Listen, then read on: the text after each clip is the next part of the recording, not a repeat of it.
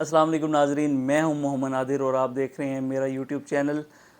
ناظرین، ملک کی سیاسی صورتحال یقیناً آپ کے سامنے ہے، آپ یقیناً نیوز ڈیلی سن رہے ہوتے ہیں۔ اسی حوالے سے ہی کل اور آج کے اندر جو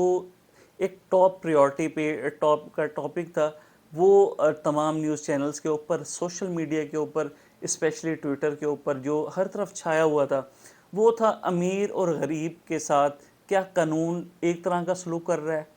یا اس کے اندر کوئی ڈیفرنس ہے، یا اس کے اندر کوئی جانبداری ہے، یا دوہرا معیار ہے۔ اور بحیثیت مسلمان اور اسلام کی تعلیمات دیکھتے ہوئے ہمیں پتہ ہے کہ آپ صلی اللہ علیہ وسلم نے حضرت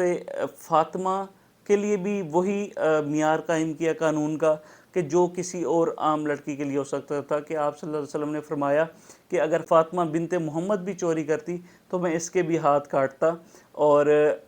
اس سے ہمیں اندازہ ہوتا ہے کہ پاکستان جو ایک اسلامی ریاست ہے، اس کے اندر قانون کیسا ہونا چاہیے۔ لیکن آپ نے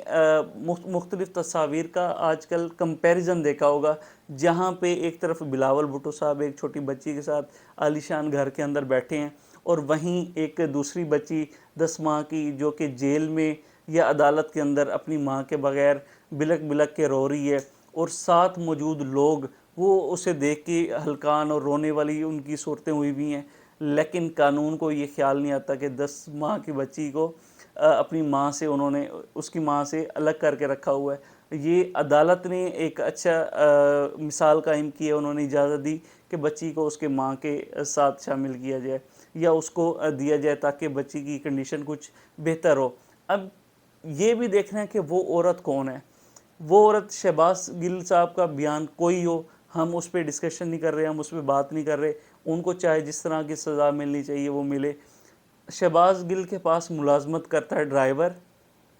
اس کی بیوی اور اس کی بیٹی وہ حوالات کے اندر بند ہیں اور ان کی ضمانت نہیں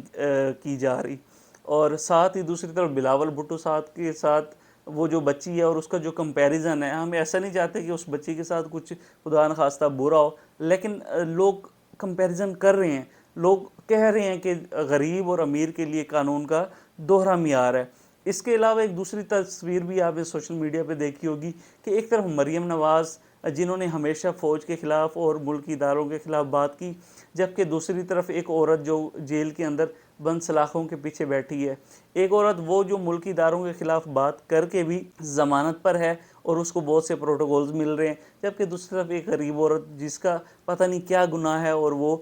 جیل کے اندر بیٹھی ہے۔ اسی سلسلے میں ہی کل عمران خان صاحب نے ایک پریس کانفرنس کی اور اس کے اندر انہوں نے ایک ویڈیو کلپ چلوایا جس کے اندر پی ڈی ایم کے رہنماؤں کے وہ تمام تر بیانات تھے جو انہوں نے فوج اور